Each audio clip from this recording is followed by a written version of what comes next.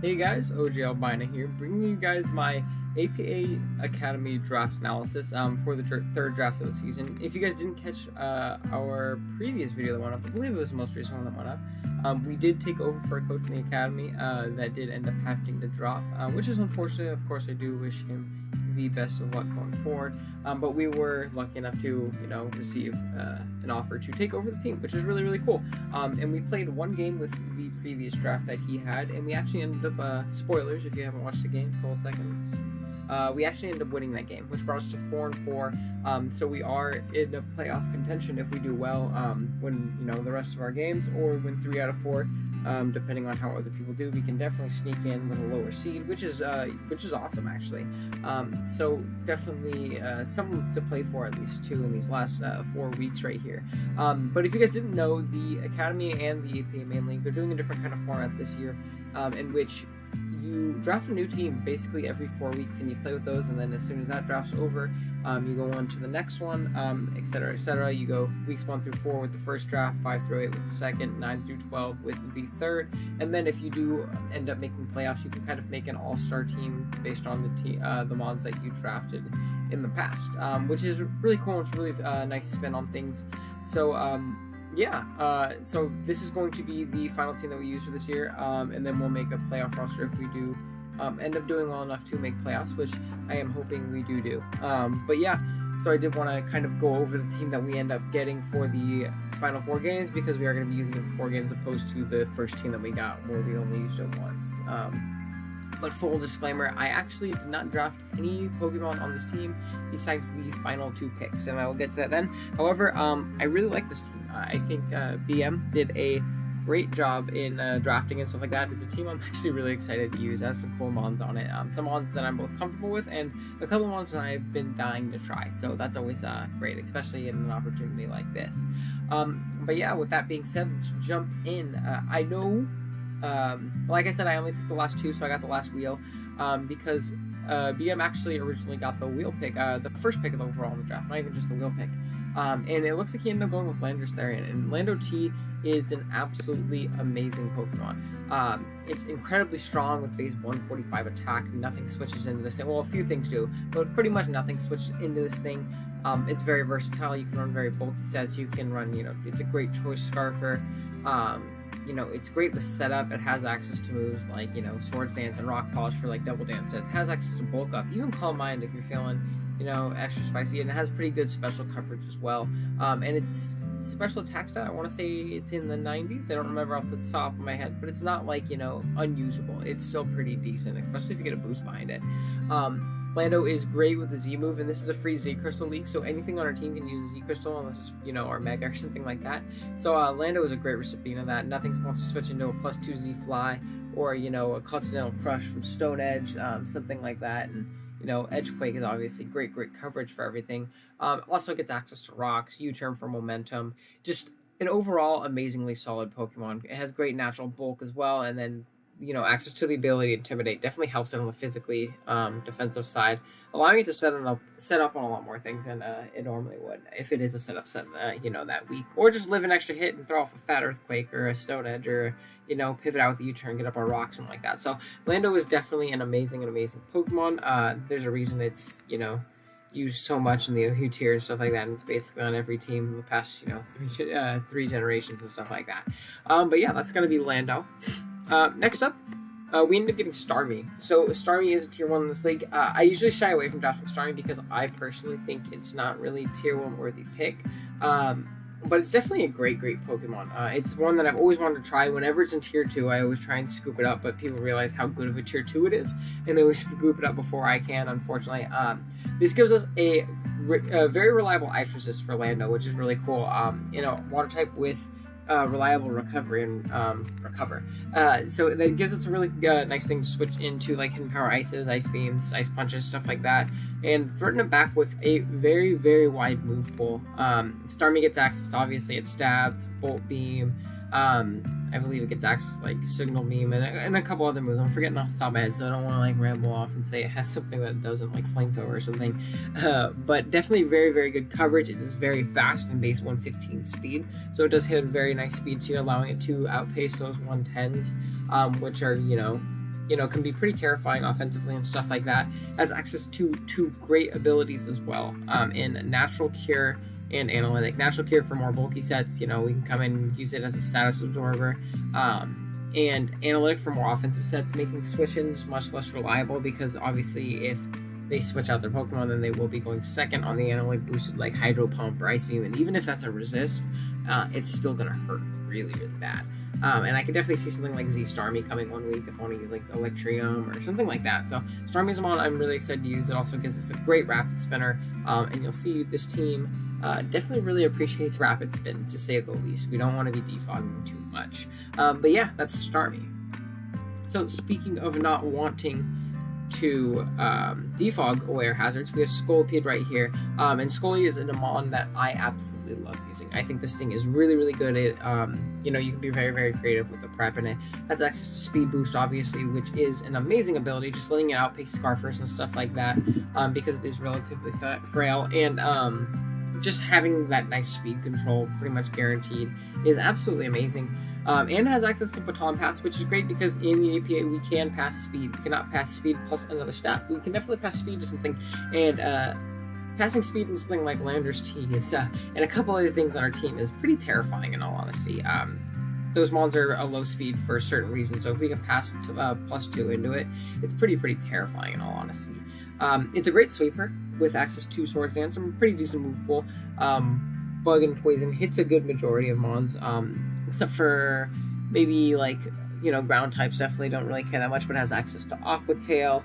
Steel types definitely can switch in, but it has access to Earthquake, and that kind of ties in with it being great with Z moves. Throwing off a Waterium or a Tectonic Rage, or, you know, Savage Spin Out or something like that, it's super valuable. Having something very fast that can throw off a fat Z move on something is great. Scully also has access to Spikes and T-Spikes, so we have Rocks, Spikes, and T-Spikes already in our first 3 mons, and we have access to Rapid Spin and Defog. So our hazard game is already looking immaculate, like just great right now. You know, having a hazard stacking core in our first 3 mons is great.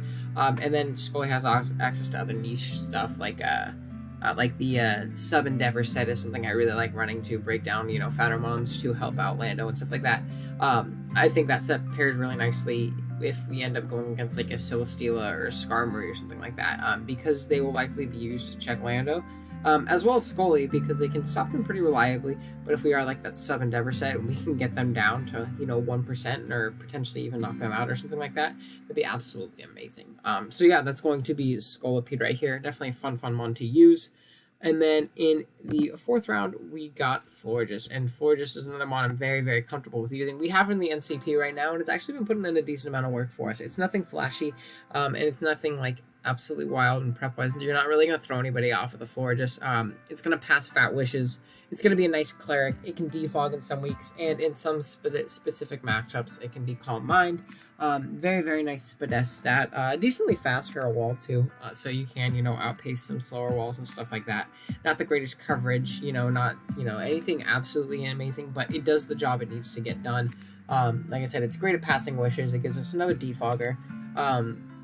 Not that we really want to be defogging our own hazards away, but it's nice to have that option, just so if we do need to run defog, we definitely don't need to run on Lando anymore. But yeah, it's going to be Florges. It's going to be great in passing Fat Wishes into stuff like Lando, maybe even Scolipede, depending. But definitely a couple mons down the line are definitely going to appreciate Wishes. So yeah, that's going to be Florges. And then in the 5th round, BM drafted Chestnut for us.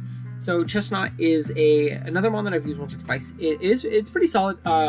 It's a great grass resist. It's a very fat defensive wall, so having that Spadef wall and that defensive wall is very nice.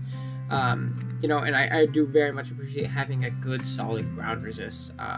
You know, there's so many scary offensive grounds in the game. Having a great check to them in Chestnut is, you know, really nice. It gives us another spiker too, so Scully isn't forced to be, you know, run spikes every week. If we do bring Chestnut and we can fit it on, that frees up Scully's moveset a little bit. And Scolipede is definitely a mon that does suffer from 4 moveset syndrome, in my opinion. So eliminating that is obviously really nice.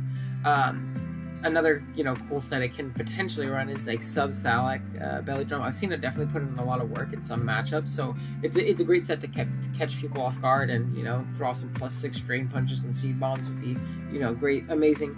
And then access to Spiky Shield, which is good for those physical attackers, or those mons wanting to grab momentum on our Chestnut, just thinking it's an easy U-turn out or something like that. We can get off a little bit of chip with that, which is always very, very useful and stuff like that. So yeah, that's going to be Chestnut. Another mon that's not going to do absolutely anything crazy besides maybe run Belly Drum every week, 1 week or something like that, but mostly it's just going to be a fat wall that throws off Leech Seeds and maybe gets up a Spike or 2 or something like that, but again, it definitely does the job that we need to on this team. So next up we have Uxie. Uxie is another stealth rocker.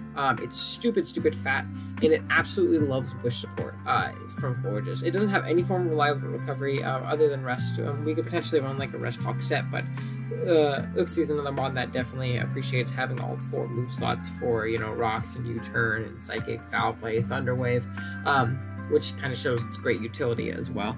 But having that wish support in forages is absolutely amazing for it. It makes this thing so much harder to kill. Like I said, it has great utility and moves like Thunder Wave and Healing Wish and Trick Room and stuff like that. It has access to U-turn for momentum. Calm Mind is even an option. I've definitely seen Calm Mind Rest Talk do really well against like teams without a dark type, just running like mono psychic and just sitting there in front of everything. It's pretty scary, definitely. Something that people definitely sleep on. Uxie is definitely a great mod. A bit passive if you don't play with it correctly, but you can you know, kind of amend for that in good prep and stuff like that. So yeah, another stealth rocker right here as well, which, speaking of our next one, which is Steelix, our 7th pick, is going to be our 3rd stealth rocker, which is great because we're drafting in a way that we're not forcing landers into a defensive role to run defog ever, really, or, you know, have to run stealth rocks if we really don't need to and stuff like that, which is actually awesome. In all honesty, actually, you know, it frees it up great. This gives us a secondary ground type as well that's not weak to ice, so I think it pairs really well with Lando, because Lando doesn't check those electric types as well as other grounds and stuff like that because of that 4 times weakness to ice, and having a ground type that is immune to those Volt Switches and Thunderbolts, as well as taking neutral damage from those hidden power ices, which honestly just bounce off Steelix with how bulky it is, you know, really, really great. And this is another mon that absolutely loves wish support from Floridian. So Floridian is going to be a really important member on this team, keeping our fat walls, you know, healthy that don't have reliable recovery themselves. Steelix has access to a couple other cool moves like Roar for phasing, you know, Curse for, you know, some potential shenanigans. If maybe we get up like a Trick Room with Uxie, that could be actually pretty scary. But yeah, that's going to be Steelix, definitely another mon that I've used before, but another very, very solid mon.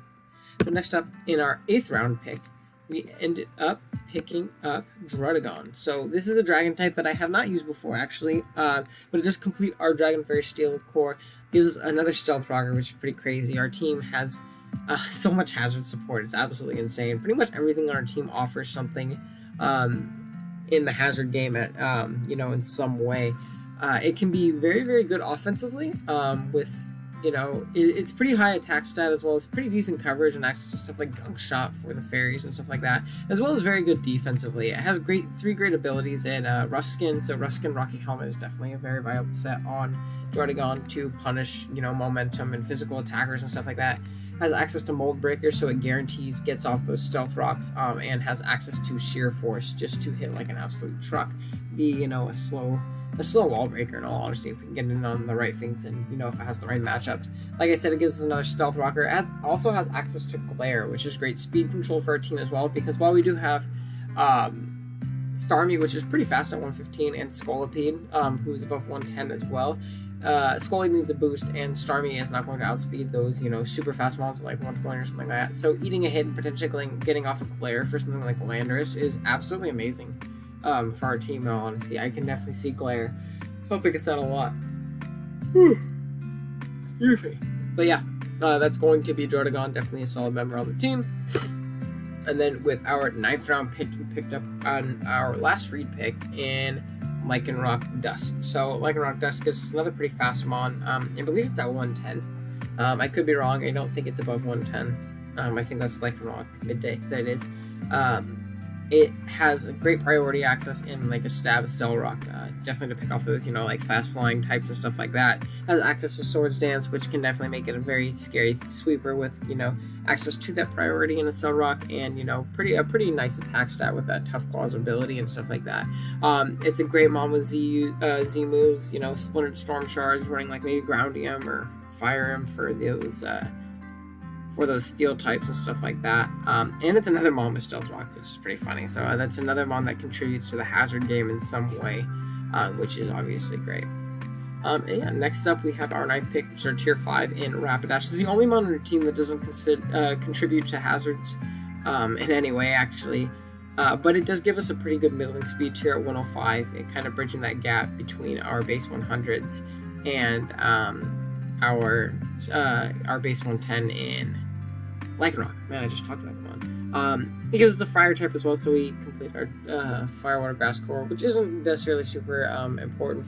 Fire type is actually the type I think is definitely overrated in the league. I don't think it's 100% needed on every team, but it definitely does help with this team, which does not like steel types as much as some other teams. Like we have Landorus to break them potentially, but everything else on our team kind of struggles with breaking steel types. So I figured having a fire type that could, throw some pretty hard flare blitzes is, potentially pretty nice. Maybe even if we run Z 1 week or something like that. But Rapidash overall is just a pretty solid tier 5. I think it fit the team well, and yeah, hopefully it does work if it does end up coming to a game. And next up is our last mon in our Mega, which I'm sure you noticed we have not picked. We ended up having to go with Tier 3 Mega just due to how we used our free points and getting a Tier 1, Tier 2, and Tier 3 with our free points. So we actually had to go to the bottom tier for Megas. But luckily, Mega Glalie was there, and Mega Glalie fits perfectly with this team, in my opinion. This is another mon I've been dying to try. It's the thing I always shied away from just because it's such a low tier Mega, but I definitely think it's underrated. 120 attack, refrigerated boosted, frustrations, and double edges and explosions.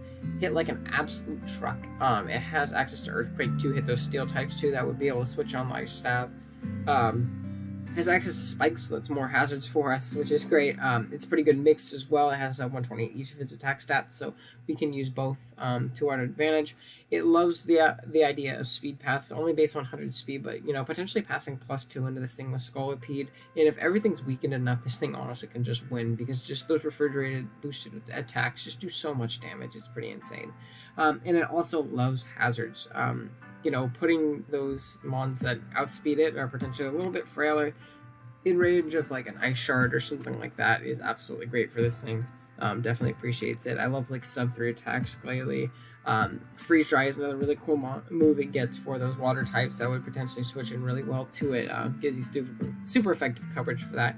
And yeah, that's basically going to be our team for the final 4 weeks.